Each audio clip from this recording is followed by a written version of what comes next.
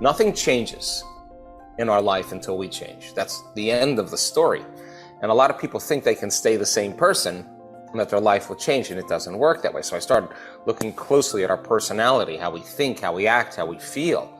And is it possible if a person changes the way they think, the way they act, and the way they feel, if they change their personality, will it change their personal reality? Will it change their health? Rehearse new ways of being in our mind and begin to teach our body emotionally what a future event will feel like before it happens. If the environment signals the gene according to epigenetics, and the end product of an experience in the environment is an emotion, could we signal genes ahead of the environment? Is that what these people did, and is that what I did? So I did my best to demystify the process and use it on people to see how if they could change. And for the first couple of years, not a whole lot happened. I mean, people felt better at the end of a workshop, and then after a couple of years, we started seeing people step out of wheelchairs, and we started seeing people cancers go into remission right in a weekend event. And that's when I knew that I had to start measuring. And that's when I knew I had to really look to see what was going on in the brains of these people. So I assembled a team of scientists and researchers. We've measured over 12,000 brains now, maybe even more than that. And I wanted to see people's brains before they came to an event, put them through the rigor of transformation, keep them in the same environment, give them the right information, have them understand what they're doing, understand why they're doing it, use science as the language to demystify the process so the how gets easier, and assign meaning to it. And if you can put intention and meaning behind it, could we get better results? And so we want to also scan brains in real time. I wanted to see your brain, Glenn's brain, in a meditation when he is either overthinking and overanalyzing, or he's learning how to suppress his analytical mind and get into the operating system where those subconscious programs exist. And the word meditation, really one of the important elements is to teach people how to self-regulate and create more coherence and change their brain waves so they can really begin to reprogram themselves. Living in stress is living in survival. Mm-hmm. And survival is a very primitive mechanism that allows us to really adapt to an environment that's threatening or dangerous. The moment you perceive a danger or threat, you switch on an autonomic function in your body, the sympathetic nervous system, and there's an arousal. The arousal of those hormones causes a heightening of the senses, because now we want to become more acute that there's a danger there. If there's a tiger in the bushes and you hear something rumbling around and it's night, you're going to either run, fight, or freeze, or hide. That's your choices. And so that works really well in survival for the short term, because the arousal causes us feeling like we're more our body. We get a rush of energy. The arousal causes our brain waves to change and to move into a more alert state. We narrow our focus on what it is in the environment. We're giving it our attention, all of our attention. And now we're trying to predict what's going to happen in the future based on what we've known in the past. So we're overlaying a known into the future so that we can prepare. And normally when we don't know what it is, the unknown causes us to feel these primitive emotions of survival, and it's best to run. It's best to fear the unknown. So the challenge becomes that works really well for the short term.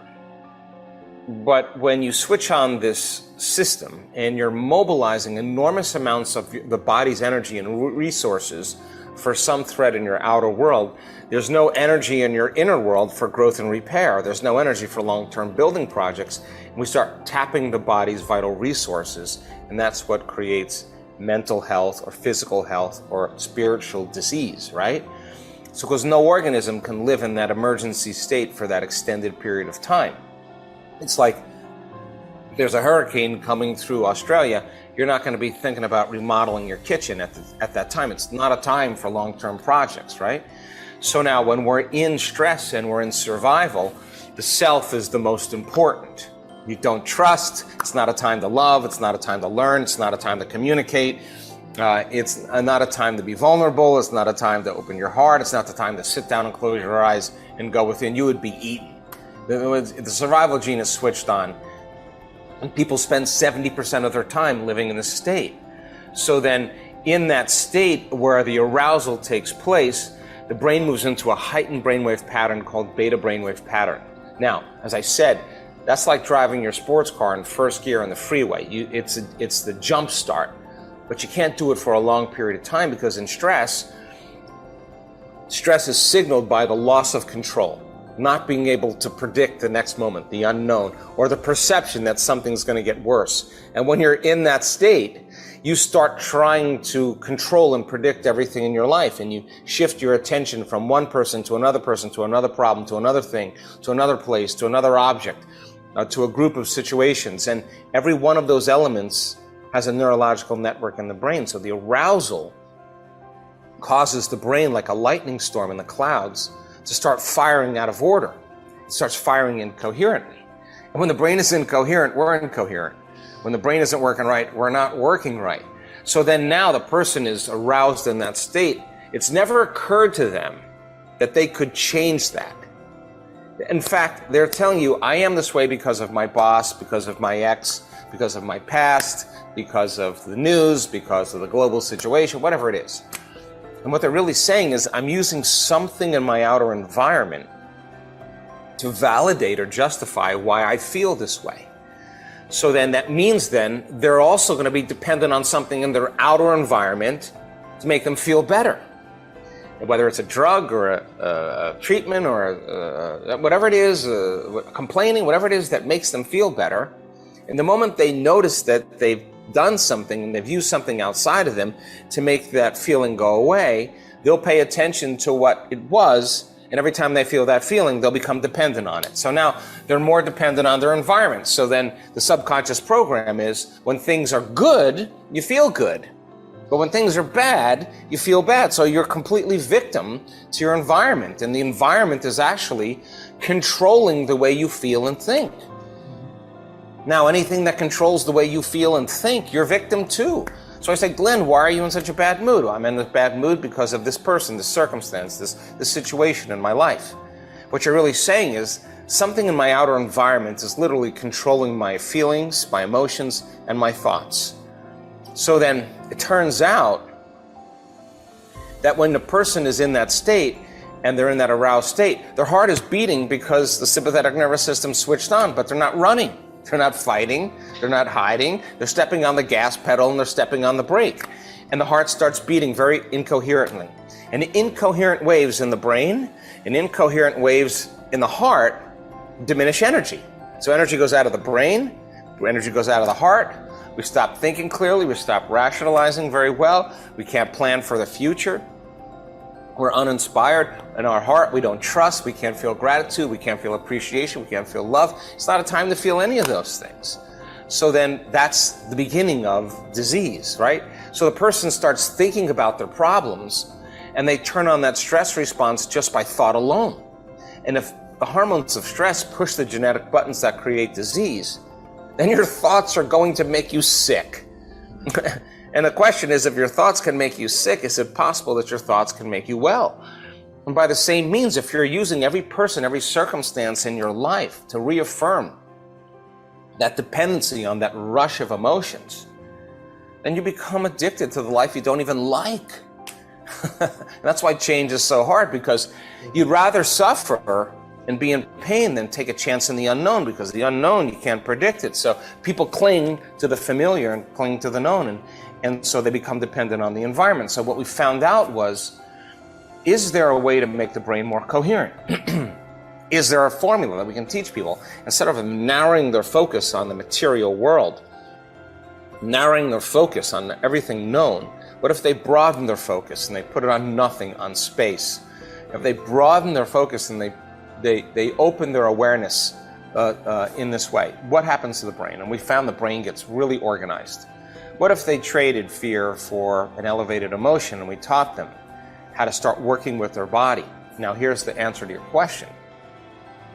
You practice that long enough, you close your eyes, you're not distracted by your environment, you're sitting down, you're not eating, you're not talking, you're not watching TV, you're not on your cell phone, you're not smelling, you're not tasting, you're not feeling with your body, you're sitting still, you're not thinking about your schedule, of what you got to do or what happened yesterday, and you're working with the body and you're understanding the process. You keep settling the body down when it's aroused.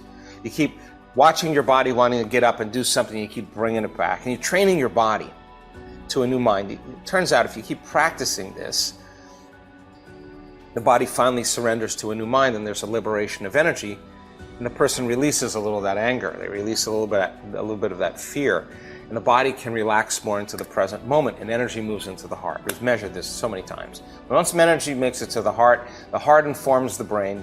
It's safe to create. It's safe to think about a possibility of how to get out of this situation. So then, it's really good to do it with your eyes closed when there's soft music playing in the background and you're relaxed and your eyes are closed and you're in a safe environment. But that's training.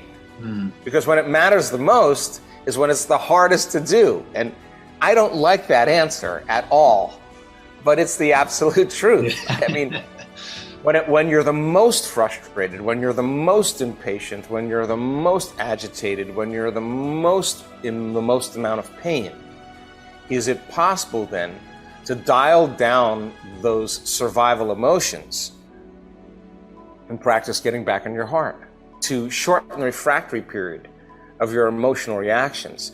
Because when you're living in those emotions, there's always a gap between the way things appear and the way things really are. And if you act during that time, and you do something, you make a choice during that time, you'll always say the same thing. I should have never said that. I should have never sent that email. I never sent that text, because you were altered in some way. And that's when people knee-jerk, right? So in our events in the past, we've seen people sustain this kind of coherence in their brain and heart for 45 minutes to an hour. They know how to do it. But now the next step is to put them in a situation where they normally would feel fear or some survival emotion, and instead of throwing in a program and rushing and going unconscious, teaching them how to self-regulate. So you put someone on a post 50 feet in the air, they're, I don't know,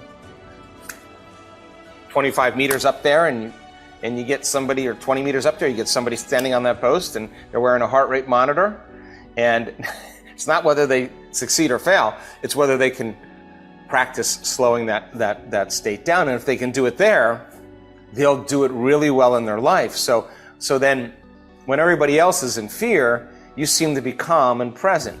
When everybody else is angry and impatient, you seem to be relaxed and poised, So we now know that learning how to move from that state of survival to that state of creation is a skill, and it takes practice. And when we do that and we're triumphant, we're no longer part of that same consciousness. We're in a different consciousness. And that is what gives people permission. When they observe you, they'll say, Glenn, you're really different than everybody else. Something's different about you, because you're not showing up like the collective. You're showing up in a different way, and that gives them permission to try it out as well. And I think that the biggest thing is that we can't face these challenges and this chaos in the same emotions that has actually created them. We can't live in fear.